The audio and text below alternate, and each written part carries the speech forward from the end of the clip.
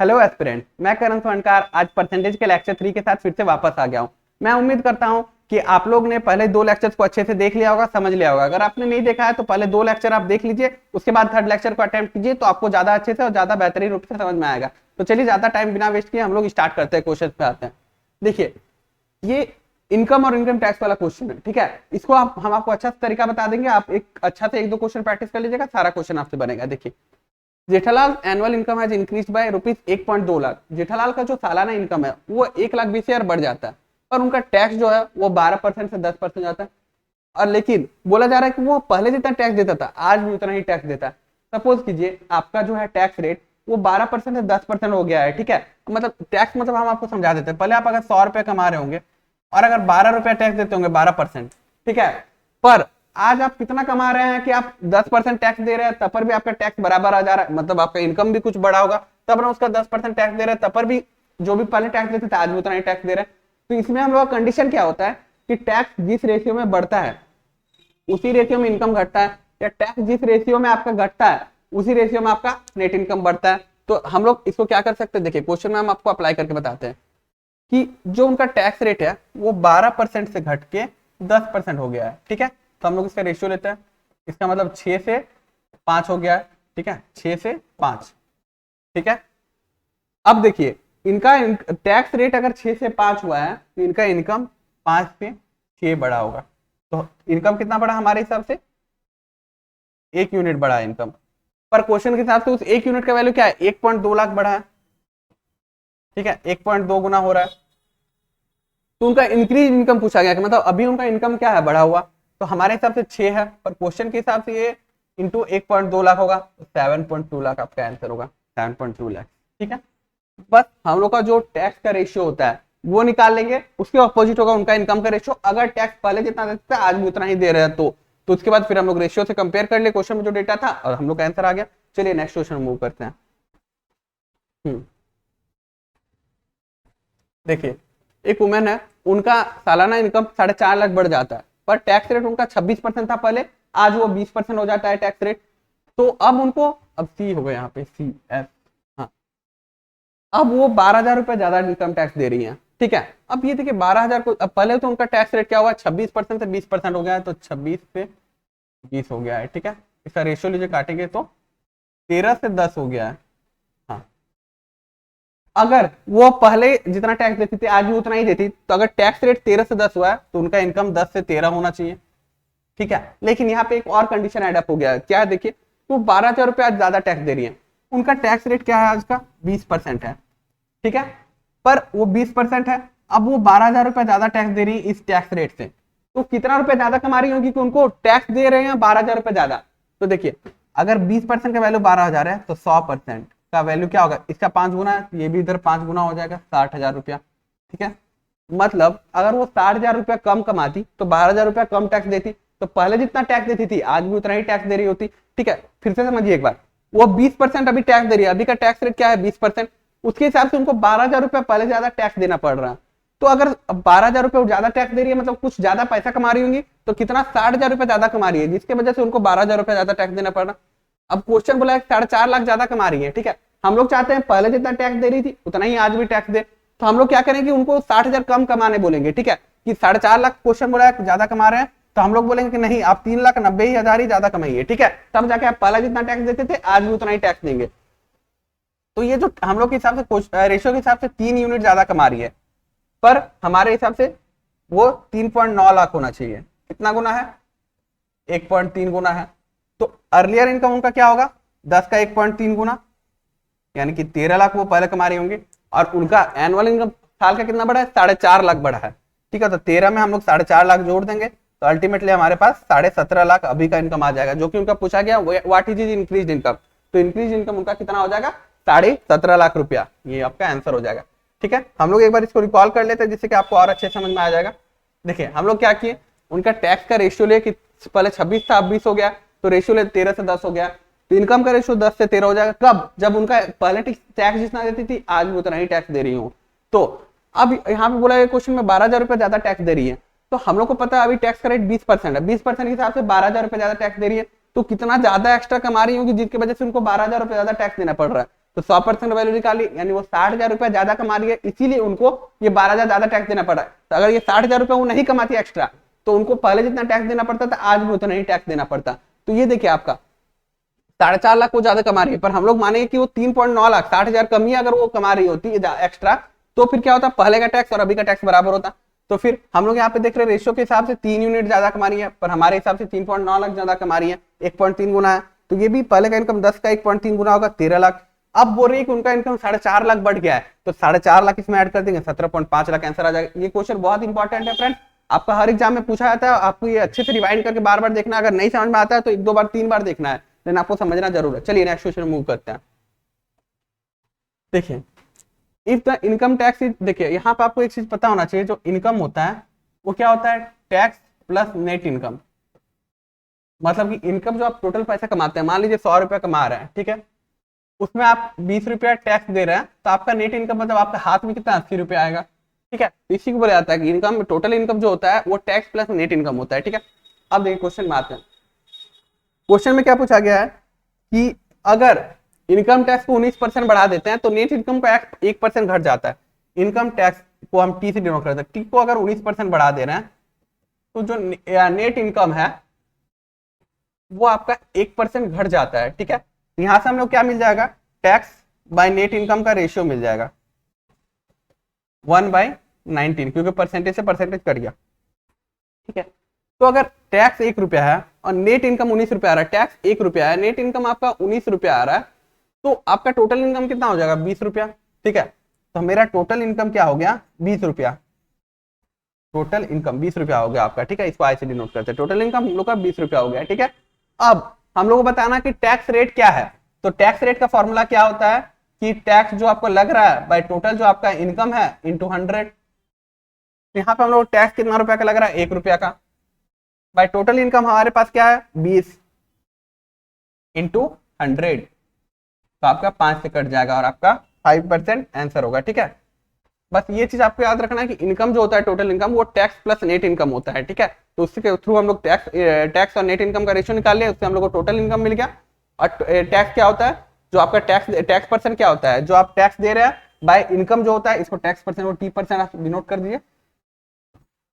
ये T% क्या होता है कि जो आपका टैक्स दे रहा है by total income into 100, total income से डिवाइड किया जाता है, ठीक है। तो 1/20 इंटू 100, 5% आंसर आ गया। चलिए आगे बढ़ते हैं। हाँ देखिए एक ये भी इंपॉर्टेंट क्वेश्चन है, फ्रेश फ्रूट्स वाला और ड्राई फ्रूट्स वाला। आप देखिए मार्केट में आप कोई फ्रूट खरीदने जाते हैं, ठीक है, इसमें पहले ना जब ताजा ताजा फ्रूट करते हैं तो बहुत ज्यादा पानी होता है, ठीक है।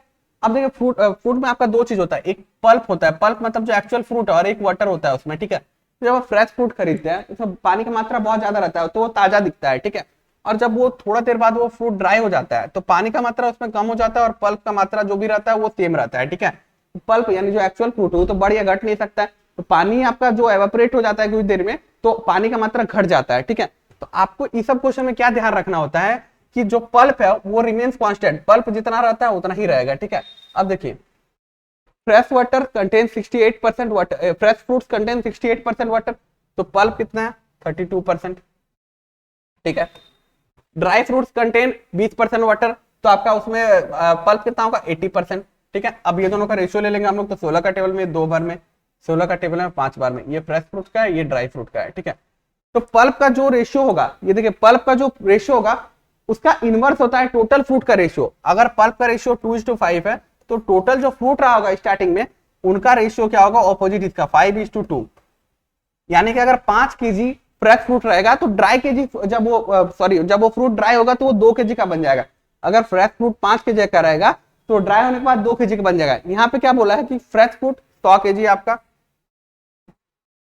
कितना गुना है, 20 गुना है, ठीक है। तो आपका ड्राई फ्रूट 2 का 20 गुना हो जाएगा, यानी कि 40 kg आपका आंसर आ जाएगा, 40 kg और आंसर, ठीक है। बस एक बार हम लोग फिर से क्या समझ लेते हैं, हम लोग का जो वाटर है 68% है तो पल्प 32% होगा, इसमें वाटर 80 है तो पल्प वाटर 20 है तो पल्प 80% होगा, ठीक है। और उसके बाद देखिए पल्प का रेशियो हम लोग निकाल लीजिए 2:5 है, तो पल्प का जो रेशियो होता है उसका अपोजिट होता है टोटल फ्रूट का रेशियो, तो टोटल फ्रूट का रेशियो 5:2 हो गया। पर क्वेश्चन में 5 का वैल्यू 100 दिया हुआ है तो 20 गुना, तो 2 का वैल्यू 20 का 30 गुना हो गया, यानी 40 आंसर होगा, ठीक है। क्लियर है, चलिए अब हम लोग आगे बढ़ते हैं। देखिए अ सॉल्यूशन कंटेन्स 16.5% सॉल्ट इसमें से 18 लीटर वाटर एवापोरेट हो जाता है। अब देखिए आप सॉल्ट सॉल्यूशन बनाइए, ठीक है, उसको थोड़ा देर ऐसे धूप में छोड़ दीजिए, उससे पानी एवापोरेट हो जाएगा। सॉल्ट का जो कंसंट्रेशन है, सॉल्ट का कंसंट्रेशन मतलब क्या होता है, जितना उसमें सॉल्ट है वो आपका ज्यादा हो जाएगा, पहले जितना था उतना। तो देखिए जब सॉल्ट आपका कम था, जब पानी ज्यादा था सॉल्ट कम था, अब सॉल्ट ज्यादा है पानी कम है, मतलब सॉल्ट का जो कंसंट्रेशन का रेशियो है उसका ऑपोजिट होगा आपका पानी का रेशियो, ठीक है, आपको ये चीज ध्यान में रखना। तो सॉल्ट का कंसंट्रेशन का रेशियो यहाँ पे हम लोग क्या बोला है, पहले 16.5% था, अब जाके कितना हो गया 20.9%, ठीक है। ये दोनों का हम लोग रेशियो ले लेंगे, पॉइंट से पॉइंट कट जाएगा। ये 11 का टेबल में, 11 का टेबल में आपका 15 बार में जाएगा ये, ठीक है, और ये 11 का टेबल में आपका 19 बार में जाएगा।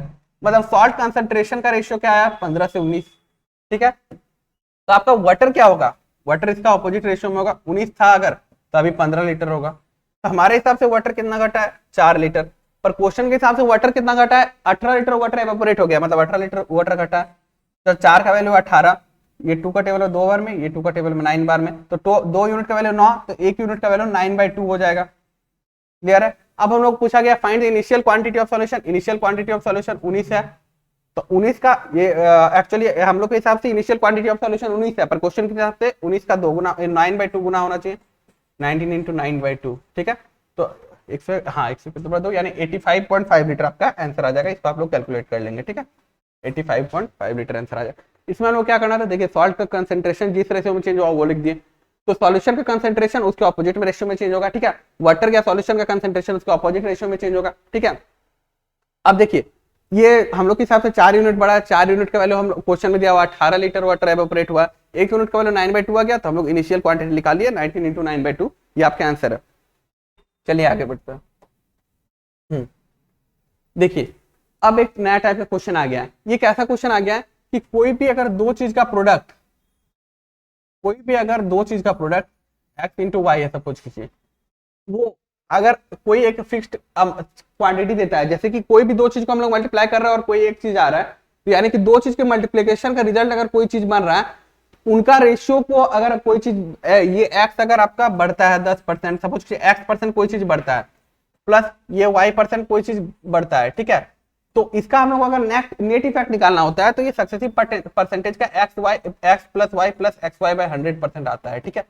जैसे हम बताते हैं आपको एक एग्जांपल लेके, ठीक है, देखिए सपोज कीजिए कोई रेक्टेंगल है, ठीक है, तो रेक्टेंगल का एरिया क्या होता है, लेंथ इंटू ब्रेथ होता है। बोल दिया जाए कि आपको लेंथ 10% बढ़ रहा है तो आप 10 लिख देंगे, ब्रेथ 5% घट रहा है तो -5 लिख देंगे, और इसका नेट इफेक्ट अगर आपको निकालने बोला है तो 10 - 5, और ये दोनों को माइनस करके लिखेंगे, -10 × 5 / 100, ये आपका नेट इफेक्ट निकल जाएगा। तो 10 में से 5 गया 5, और ये आपका कितना आ जाएगा 0.5, 5/10 यानी 0.5, तो यानी कि आपका 4.5% नेट इंक्रीज या नेट इंक्रीज हो जाएगा, ठीक है। प्लस में आया यानी इंक्रीज, और माइनस में आया यानी डिक्रीज, ठीक है। तो अब हम लोग ये क्वेश्चन को सॉल्व करेंगे, बस हम आपको ये एग्जांपल बता दें, कोई भी क्वेश्चन में लग सकता है जिसमें कि दो चीज का रेशियो किसी एक चीज पे डिपेंडेंट हो, ठीक है। चलिए हम लोग इसको इरेज कर लेते हैं, ठीक, चलिए अब देखिए यहाँ पे क्या बोला, each side of rectangle is increase by 22%, तो आपका 22% से लेंथ भी इंक्रीज हुआ है, 22% ब्रेथ भी इंक्रीज हुआ है, प्लस हम लोग ये दोनों का मल्टीप्लाई 22 × 22/100 कर देंगे, ठीक है। तो 22 44 आ गया हम लोग का, प्लस 22 × 22 का स्क्वायर क्या होता है 484/100, तो पॉइंट लग जाएगा यहाँ पे आपका, तो 48.84% उनका फाइनली एरिया इंक्रीज कर जाएगा, ये हम लोग का आंसर है, ठीक है। देखिए 22% लेंथ बढ़ा, 22% ब्रेथ बढ़ा, तो इसका हम लोग सक्सेसिव निकालने के लिए 22 + 22 + 22 × 22/100 कर दिए, तो हम लोग कैलकुलेट कर दिए तो 48.84% एरिया आ गया। चलिए नेक्स्ट क्वेश्चन देखिए, अब यहाँ पे क्या बोल रहा जा रहा है कि length of rectangular feet decrease by 11%, तो लेंथ को 11% हम डिक्रीज कर दिए। ब्रेथ क्या हो रहा है इंक्रीज बाय 11%, 11% इंक्रीज कर दिए। अब प्लस ये दोनों का मल्टीप्लाई 11 × -11 तो -121 हो जाएगा, 22 कर देंगे, ठीक है। चलिए तो ये +11 -11 तो 0 हो गया, और माइनस ये 1.21 यानी कि -1.21% आपका आंसर आया, ठीक है, -1.21% यानी कि 1.21% डिक्रीज, इंक्रीज मत मार दीजिएगा, ये माइनस आपके डिक्रीज को बताता है, ठीक है। अब ये क्वेश्चन में देखिए 11% ब्रेथ लेंथ घट रहा है और ब्रेथ 11% बढ़ रहा है, दोनों वैल्यू सेम है, 11 और बढ़ रहा है घट रहा है, एक चीज बढ़ रहा है दूसरा चीज घट रहा है, इसका हम लोग डायरेक्टली आंसर लिख सकते हैं। बस क्या कीजिएगा ये जो 11% बढ़ या घट रहा है तो इसका स्क्वायर कर दीजिएगा, 11 का स्क्वायर बाय 100, ठीक है। तो ये आ जाएगा आपका 121/100, तो कितना आ गया 1.21%। और जब कोई चीज सेम बढ़ता है और सेम घटता है, सेम परसेंट बढ़ता है सेम परसेंट घटता है, तो पक्का आंसर हमेशा डिक्रीज होगा। तो 1.21% डिक्रीज आपको ऐसे सॉल्व करना जब सेम हो दोनों, ठीक है। उसी केस में ये चीज अप्लाई होगा, क्योंकि ये 11 और -11 जीरो हो जाता है, 20 -20 रहेगा जीरो हो जाएगा। तो आपको ये चीज अच्छे से ध्यान रखना कि जब सेम परसेंटेज बढ़ रहा हो और घट रहा हो तो आंसर हमेशा डिक्रीज होगा, इंक्रीज तो हो ही नहीं सकता है। और उसके बाद उसका जो परसेंटेज है उसका स्क्वायर बाय 100 कर देंगे तो हम लोग का आंसर आ जाएगा, ठीक है। क्लियर है। चलिए, ये सब क्वेश्चन एग्जाम में बहुत बार पूछा जाता है, अच्छे से आप देखिएगा, ठीक है। चलिए आगे बढ़ते हैं।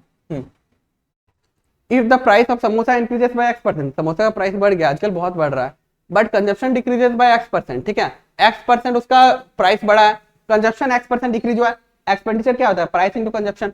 x% आपका प्राइस बढ़ गया है, कंजप्शन x% घट गया है, तो टोटल एक्सपेंडिचर डिक्रीज हो गया है 20.25%। अभी हम आपको क्या बताएं, कोई चीज सेम बढ़ रहा है और सेम घट रहा है, उसका नेट इफेक्ट बस उस नंबर का स्क्वायर बाय 100 आएगा। तो इसका भी नेट इफेक्ट क्या आएगा, x स्क्वायर बाय 100%, ठीक है, जिसका वैल्यू हम लोग को दिया हुआ है 20.25%। क्लियर है यहाँ तक। अब देखिए, तो x स्क्वायर का वैल्यू क्या हो जाएगा, 100 उधर जाके मल्टीप्लाई होगा तो 2025 आ जाएगा आपका। ये परसेंटेज लिखने का जरूरत नहीं पड़ता यहाँ पे आपको, रुकिए, हाँ 20 पॉइंट। तो x स्क्वायर का वैल्यू 2025 हो गया, तो x का वैल्यू क्या होगा, ये इसका अंडर रूट, तो इसका अंडर रूट क्या आएगा 45, यानी x का वैल्यू हम लोग के पास 45 आ गया। हम लोग क्या किए कि x% बढ़ रहा है, x% घट रहा है, तो net effect x square by 100 का ये आता है, ठीक है। तो उसका वैल्यू है 22.25 दिया हुआ है क्वेश्चन में, ठीक है। तो x स्क्वायर का वैल्यू क्या हो जाएगा 2025, तो x का वैल्यू 45 आ गया आपका। अब हो रहा है कि अगर find the percentage change in expenditure if price and consumption both will decrease by x by 3%। x by 3 का पहले हम लोग वैल्यू निकाल लेते हैं, तो 45/3 तो 15% हो जाएगा।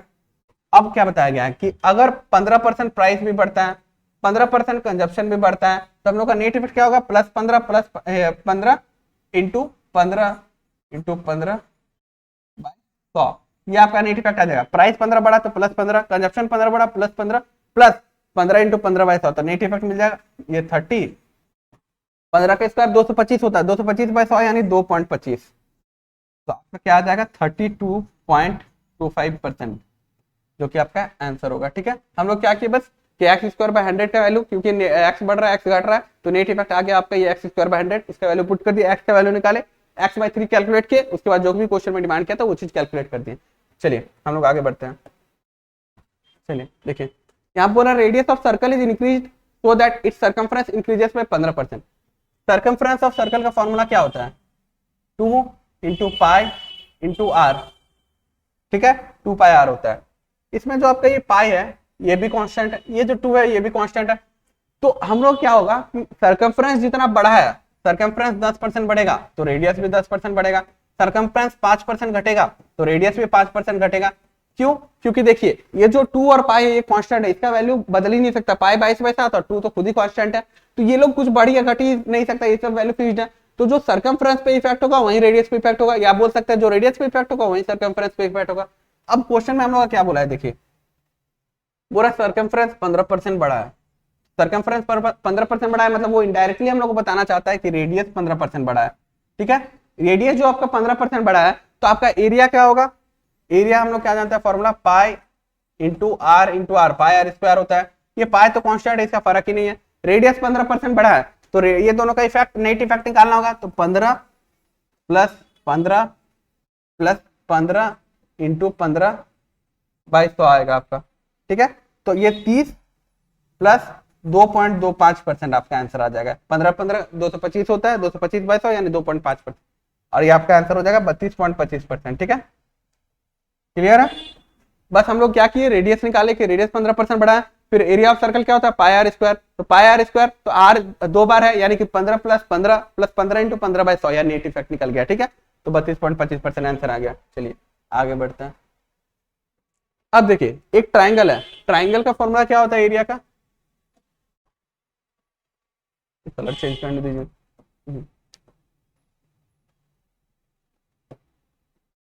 देखिए ट्राइंगल के एरिया का फॉर्मूला क्या होता है, half into base into height, ठीक है। अब देखिए हाफ तो आपका कांस्टेंट है, तो बेस इंटू हाइट जो होगा इसी पे डिपेंड करेगा, मतलब दो चीज का प्रोडक्ट है ट्राइंगल के एरिया, ठीक है। अब हम लोग का क्या बोला जा रहा है, हाइट 37.5% इंक्रीज करता है। 37.5% का हम लोग फ्रैक्शन वैल्यू निकालेंगे, तो परसेंटेज में इसको कैलकुलेट करने जाइएगा बहुत टफ होगा, आप लोगों से कैलकुलेशन ही नहीं होगा। इसको हम लोग क्या करेंगे, कन्वर्ट कर लेंगे फ्रैक्शन में। तो 37.5% का फ्रैक्शन वैल्यू क्या होता है, 3/8। पूरा 37.5% इंक्रीज हुआ है आपका हाइट, ठीक है। तो हाइट अगर पहले 8 था तो अब जाके वो हाइट 11 हो चुका होगा। क्लियर यहां तक। अब देखिए जो बोरा बेस बेस इंक्रीज हुआ है 45.5%, तो 9.09% का वैल्यू होता है हम लोग का फ्रैक्शन में, हम लोग जानते हैं 1/11। तो 45.45% का वैल्यू होगा आपका 5/11, दोनों साइड 5 से मल्टीप्लाई कर दिए। इसका मतलब क्या हुआ कि बेस अगर 11 था अब 16 हो चुका है, 11 से बेस 16 हो चुका है। ये हो गया आपका हाइट का रेशियो, ये हो गया आपका बेस का रेशियो। एरिया का क्या रेशियो होगा, दोनों को हम लोग मल्टीप्लाई कर देंगे तो एरिया का हम लोग को रेशियो मिल जाएगा। तो दोनों को मल्टीप्लाई करके हम लोग क्या आएगा, देखिए मल्टीप्लाई करने के केस में हम लोग बताए थे कल आपको कि साइड साइड से आप काट सकते हैं। 11 से 11 कट गया, ये 8 से 16 दो बार में, ठीक है। तो हम लोग का रेशियो क्या आ गया, 1:2, यानी कि पहले आप एरिया 1 था अब एरिया 2 है। कितना बड़ा है आपका, 1 यूनिट बड़ा है, कितना पे 1 पे बड़ा है, ठीक है, इंटू 100, यानी कि 100% आपका आंसर हो जाएगा, ठीक है। ये 100% आपका आंसर होगा। क्लियर है। हम लोग क्या किए, बस 37.5% को फ्रैक्शन में कन्वर्ट किए, 45.45% को फ्रैक्शन में कन्वर्ट किए। हाइट 8 से 11 बड़ा है, बेस 11 से 16 बड़ा है, ठीक है। दोनों का रेशियो ले लिया, हम लोग को पता चल गया एरिया 1 से 2 है, मतलब 1 बड़ा है, 1 पे इंटू 100% आंसर आ गया आपका, ठीक है। चलिए अब ये फर्स्ट सीट का लास्ट क्वेश्चन है, इसको हम लोग कर लेते हैं अच्छे से। देखिए चलिए, अब सिलेंडर का बात किया गया, सिलेंडर का आपका वॉल्यूम का बात किया गया, वॉल्यूम ऑफ सिलेंडर। तो वॉल्यूम ऑफ सिलेंडर क्या होता है, पाई आर स्क्वायर एच होता है, pi into r into h, ठीक है। तो अब पाई का तो कोई पाई कांस्टेंट, इसका तो कोई फर्क ही नहीं पड़ना। अब देखिए रेडियस ऑफ सिलेंडर बोला है कितना बढ़ गया है, 120%। तो 120% का फ्रैक्शनल वैल्यू क्या होगा, 120/100 यानी 6/5। मतलब कि अगर उसका 5 था रेडियस तो 6 बढ़ के वो 11 हो चुका होगा। क्लियर यहां तक। अब देखिए यहाँ फॉर्मूला में रेडियस 2 बार आता है, तो इसको भी यहाँ पे 5 से 11 2 बार हम लिखेंगे कि 5 से 11 ये रेडियस बढ़ा, फिर ये रेडियस 5 से 11 बढ़ा, ठीक है। अब पूरा हाइट डिक्रीज हो जाता है 40%। 40% का फ्रैक्शन वैल्यू क्या होता है, 2/5। मतलब कि अगर 5 था उसका ये क्या बोलते हैं आपका हाइट, तो अब घट के वो हाइट कितना हो चुका होगा, 2 घटा है तो 3 हो चुका है हाइट, ठीक है। वॉल्यूम का फॉर्मूला क्या होता है, पाई का तो फर्क नहीं पड़ता, कांस्टेंट है।